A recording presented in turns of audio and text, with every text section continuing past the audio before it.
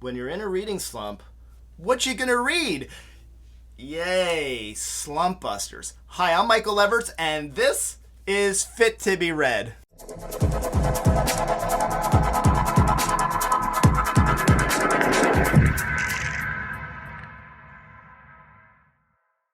What are you gonna do when you find yourself in a reading slump? Here are 10 slump-busting novels that I think might do the trick for you. What have you got to lose? Not sold yet? Okay, here we go. Not in any particular order. The first one I'm going to talk about is Sea of Rust by C. Robert Cargill, published in 2017. For this list, I decided to diversify quick reads, big reads, old reads, new reads. This one is just on here as a really great book, normal length, just under 400 pages. It's innovative, creative, really strong storytelling. I like this one as you finish it and you just go, yeah, wow, that was really a great book. I wasn't expecting that. Sea of Rust by C. Robert Cargill is a post-humanity science fiction novel. People are gone. The robots have wiped us out. I immediately love this because of tie-in to Asimov's brilliant I, Robot series and the 3 laws of robotics. Cargill is using robots and AI to look at existence and provoke us to think about that and individualism.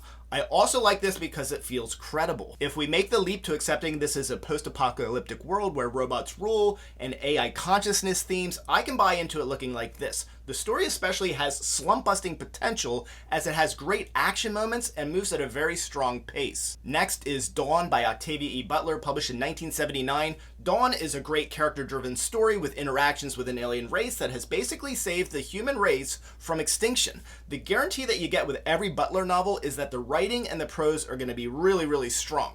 That enough should eviscerate any slump. This is a quick read and it's also the beginning of a great series, so if you get along well with it, you already have your next read lined up. Butler is also an author with tremendous range. For an even quicker reading boost, try one of her great short stories like Bloodchild or Speech Sounds. Both are briefly blurbed on my channel as they appear in my top 10 all-time science fiction short stories episode. How about Embers of War by Gareth Powell, published in 2018? Declare war on that reading slump with Gareth Powell's Embers of War. Whereas Dawn is one to go into for the reading experience of their first book more than anything, Embers of War spans 3 books, and I'd go in planning to get immersed in the full series of the 3 books. I think you'll know about 50 pages in that you're going to be glad that the journey doesn't end with just the first book. Embers features some very cool character perspectives, and it's a safe and solid space opera read. Ever since Anne Leckie's Ancillary Justice, I've developed a fondness for sentient ships, and the Trouble Dog ship in Embers of War is a true standout. You can probably also guess that there's a bit of military science fiction with this trilogy, and I found that to be well-paced and really well done here. We Are Legion, We Are Bob by Dennis E. Taylor, published in 2016. So far I've put forward some really serious heavy hitters. This one's a bit lighter and more lighthearted. All of Bob's plans and ideas about the future following his fortuitous retirement are out the window because he gets killed crossing the street. Lucky for him, he's all signed up to be frozen and eventually thawed and reanimated or something along those lines. Not so fast. When he wakes up, it's not all wine and roses. He's a computer program in an unfamiliar world, and he has to save humanity. Insert artificial intelligence and replication, space opera, and a lot of humor and nostalgic pop culture references, and the Bobbyverse is born. A strong, believable, reasonable, logical character, witty ideas, and that sense of wonder that space operas deliver when done well all exist in the Bobbyverse in a manner that will set phasers to kill and blast a hole right through that reading slump. A Canticle for Leibowitz by Walter M. Miller Jr., published in 1959. This is a post-apocalyptic world setting. Civilization has mostly collapsed. The ingenious structure to the storytelling effectively drives home a theme of our propensity towards self-destruction and how history tends to repeat itself. Yes, I hear myself. I didn't say this was going to be a warm and fuzzy list. Canticle is a solid classic science fiction read. The surest fire way to defeat a reading slump is to read a masterpiece. Canticle is a gorgeous read. I think of a gorgeous read as being sort of adjacent to a comfort read. I can't call Canticle a comfort read because, yes, a bit of it is quite dark. However, it has the right balance of strong prose, strong characters, solid world building, and very thought-inducing ideas. This world is very foreign to us, but at the same time, we will recognize our own world in it. The story is told in 3 parts, and it spans from the 20th century apocalyptic event nuclear holocaust known as the Flame Deluge to the 32nd century where humanity is sort of reawakening and there are strong themes of science versus religion as relates to knowledge. And finally, the third part in the 38th century where humanity has again blossomed to its full technological potential, along with an old habits never die statement. The Etched City by K.J. Bishop, published in 2003. Labeling this book just isn't going to work, so I think I'm going to just introduce this as falling more into the fantasy genre than science fiction, and pretty obviously so. I've heard the label steampunk maybe thrown around, and that kind of works also. The Etched City is weird, awkward, beautiful. Bishop's prose is arresting and spectacular. This has strong Western vibes. There's a bit of a love story. The main character is a gunslinger, Gwyn. We find him in the desert on the run with Raoul, a healer of some sort, and we follow them, mostly Gwyn, as they navigate the terrain and some unusual characters. There's some violence in this, but it's the philosophical feel and the really over-the-top prose that delivers the unique reading experience that will détruire le reading slump. What do I want to tell you about Empire Star by Samuel R. Delany, published in 1966? I'm going to go quick on this one just because I'm talking a lot about it on the channel lately and I don't want to overdo it. I'd say read this for a quick dive into the genius of Samuel R. Delany's writing and to uncover the themes and deep symbolism, but also take it on just for the sheer brilliant fun that it is. This is a short novella and you can breeze through it in the time that it takes to read 2 or 3 short stories. Comet Joe is a simplex-minded teenager from a calling on Rees in the vicinity of Tau Ceti.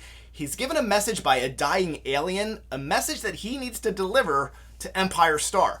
The problem is that he doesn't know what Empire Star is, how to get there, or what the message is. He will need folks along the way to teach him to think in a multiplex way. Also, the dying alien has become a crystal that he carries with him, and that crystal, more appropriately, the crystallized Tritovian, is the narrator of the story, and her name is Jewel.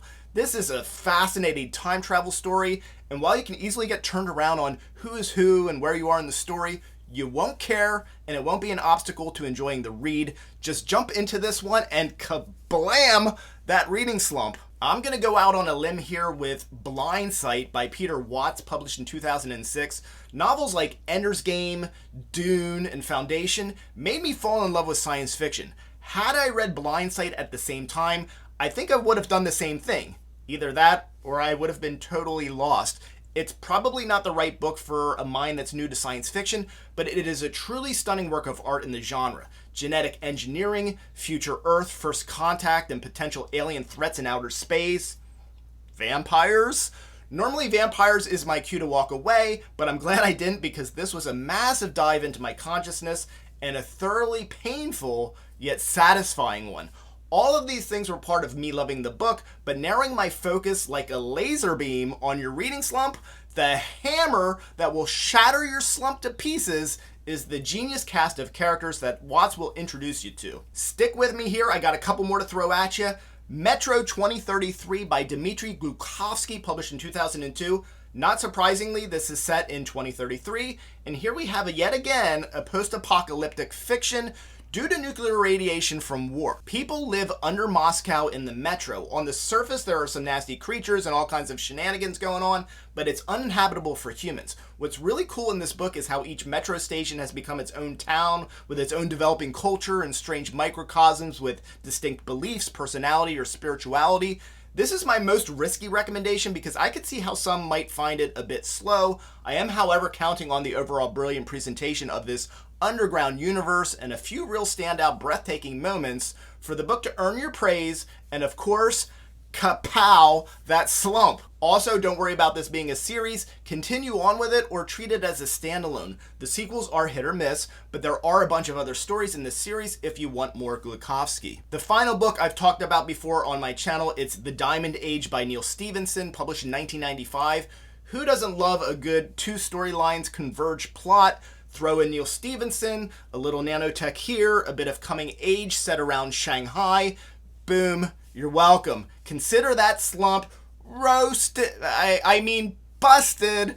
Stephenson is all in with amazing and inventive nanotechnology and other wild technology in this highly engaging novel. The world building is really precise, and as to be expected, the vocabulary is elevated. The story features 2 primary storylines that eventually intersect, Most engaging is the one that follows main character Nell and her sort of coming of age. Nell lives in a slum territory on an artificial island in the vicinity of Shanghai. She comes to possess a stolen copy of a unique interactive book that influences her life and development. The book, or primer, was originally meant for some rich kid from an important aristocratic family.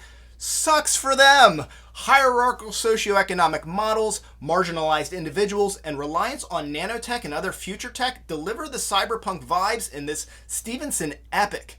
Thank you for watching today. I'm Michael Leverts, and this is Fit to be Read.